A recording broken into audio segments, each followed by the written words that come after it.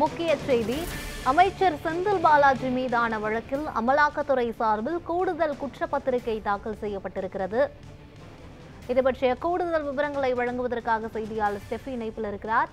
Steffi, விவரங்கள் என்ன சொல்லுங்க? யுவராணி, அமைச்சர் செந்தில் பாலாஜி மீதான வழக்கில் அவரது சகோதரர் அசோக்குமார் உள்ளிட்டோருக்கு எதிராக அமலாக்கத்துறை கூடுதல் குற்றப்பத்திரிகையை தாக்கல் செய்திருக்கிறது. அமைச்சர் செந்தில் பாலாஜிக்கு எதிராக சட்டவிரோத பண பரிமாற்ற தடை சட்டத்தின் கீழ் அமலாக்கத்துறை பதிவு செய்த வழக்கு சென்னை முதன்மை அமர்வு நீதிமன்றத்தில் நிலுவையில் இருக்கிறது. இந்த வழக்கில் அமைச்சர் செந்தில் பாலாஜிக்கு எதிராக கடந்த ஆண்டு அமலாக்கத்துறை குற்றப்பத்திரிகை தாக்கல் செய்தது. இந்நிலையில் இந்த வழக்கில் அமலாக்கத்துறை சார்பில் கூடுதல் குற்றப்பத்திரிகை தாக்கல் செய்யப்பட்டுள்ளது.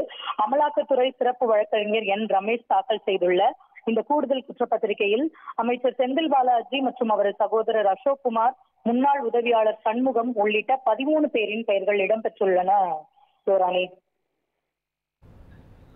விவரங்களுக்கு நன்றி ஸ்டெஃபி.